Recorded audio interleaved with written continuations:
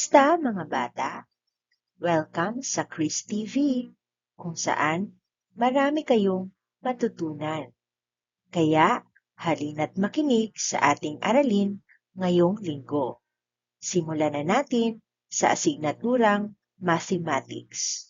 Week 1, Day 2, Quarter 2.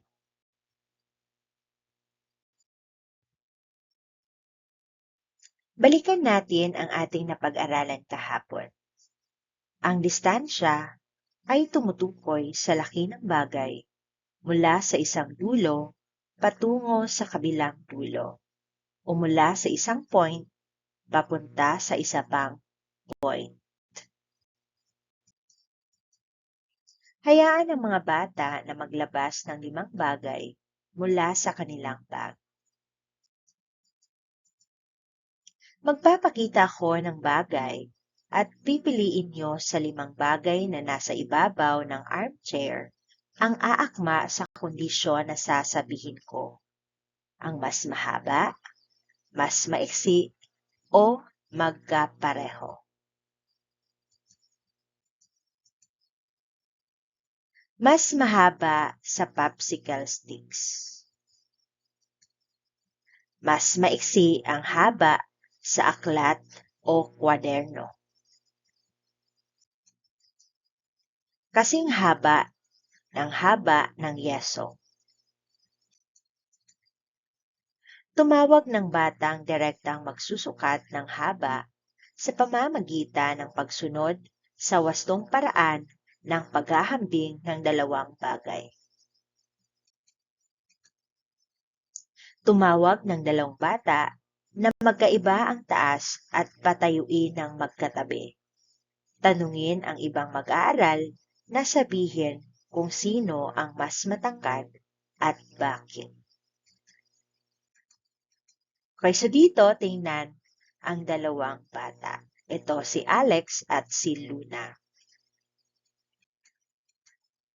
Hayaang ilarawan ng mga mag-aaral ang paghahambing ng tangkad ng 2 bata sa 2 paraan. So si Luna ay mas matangkad kaysa kay Alex. O si Alex ay mas mababa kaysa kay Luna. Tumawag ng isa pang bata at patayuin sa tabi nina Alex at Luna. Hayaang sabihin ng mga bata kung sino ang pinakamatangkad. Ipaliwanag ang kanilang sagot. Okay, so dito, si Alex, si Luna, at si Alexa. Si Luna ang pinakamatangkad sa kanilang 3. So ginagamit natin ang salitang mas matangkad o mas mababa kapag ang pinaghahambing ay ang taas ng 2 bata.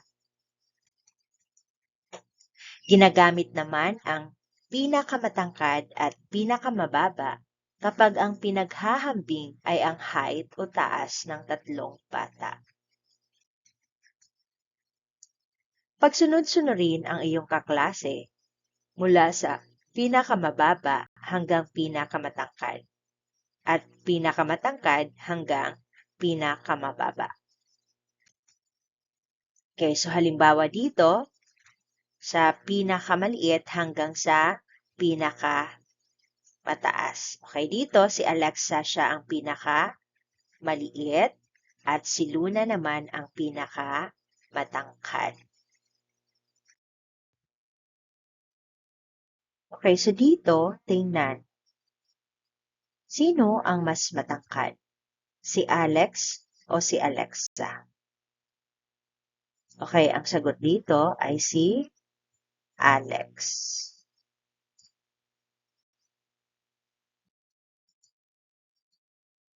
Pangalawa, sino ang mas mababa?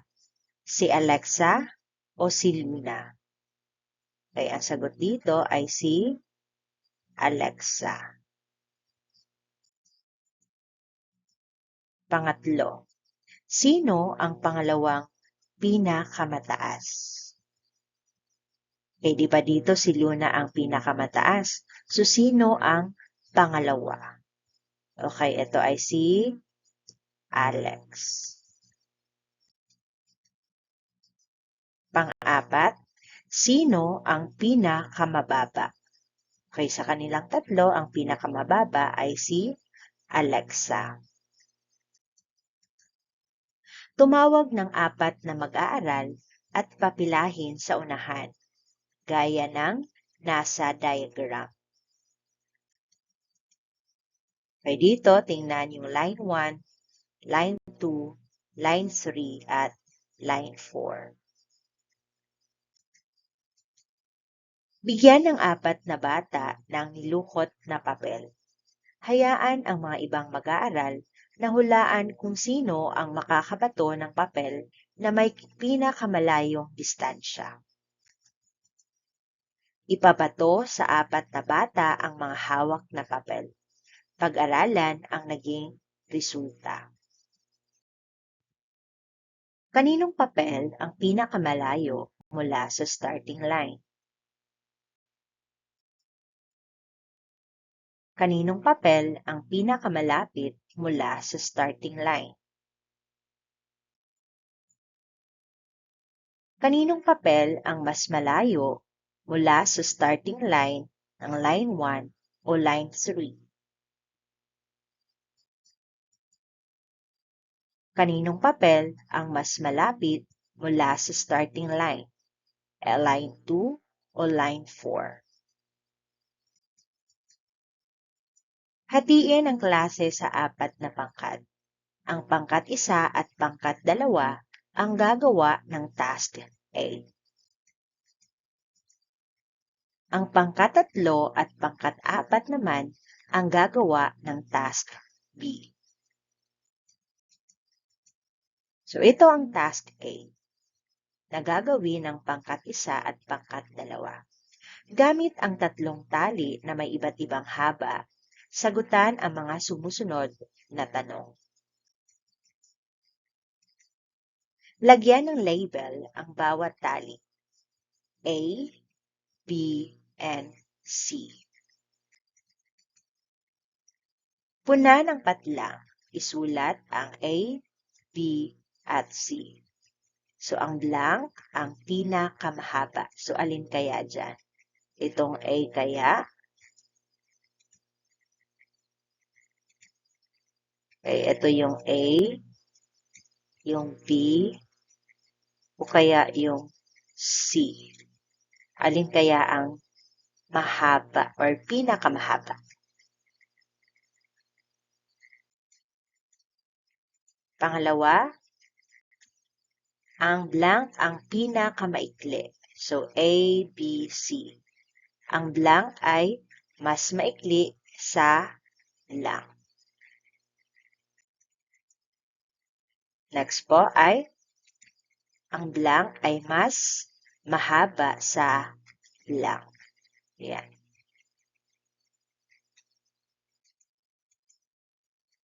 Okay, so ito ang direktang paghahampi. So, kailangan ang bawat dulo ay pantay para malalaman natin kung alin ang mas mataas or mas maiksi. Mas mahaba o mas maiksi. Ito naman ang task B. Ito ay gagawin ng pangkat 3 at pangkat 4. Gamit ang dalawang popsicle sticks na pareho ang haba at isang drinking straw, sagutan ang mga sumusunod na tanong. Ayan, so ito ang A, B, yung A and B ay yung popsicle sticks at yung C ay ang drinking straw. So, lagyan ng label ang bawat tali. A, B, and C.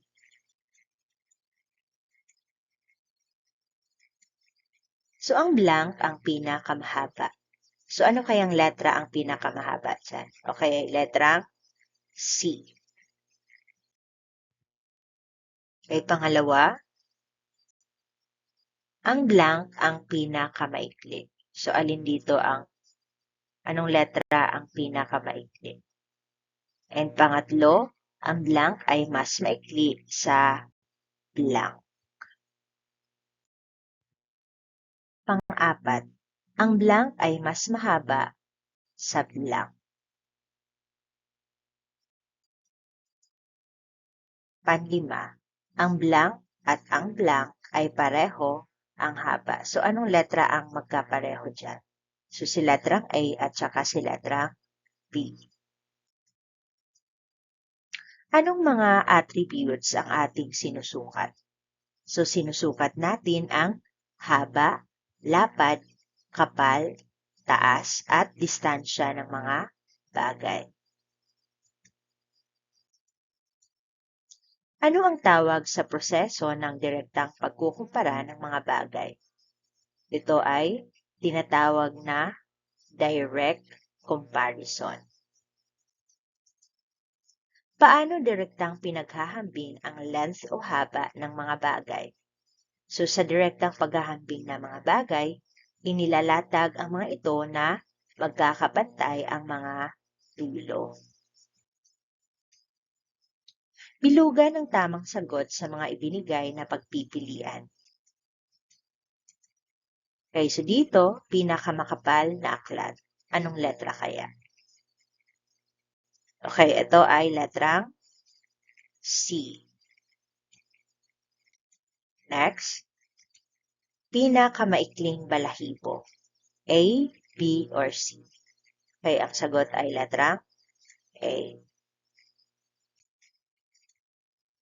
Number 3, pinakamalapit sa florera. So, di ba ito ang florera?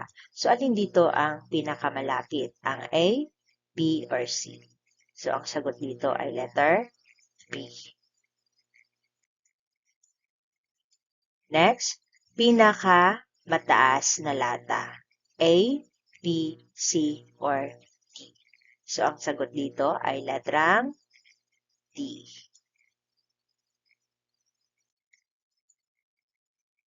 Pinakamalapad na base. So, dito yung base tingnan natin. So, alin dyan ang pinakamalapad? A, B, C, or D? So, ang sagot dito ay letter C. Magaling! Maraming salamat sa panonood. Kung nagustuhan nyo ang video na to, huwag kalimutang mag-like, mag-comment, at mag-subscribe. I-click na rin ang notification bell para lagi kayong updated sa mga bago nating uploads. Kita-kits sa susunod na video. Ingat kayo lagi. Paalam!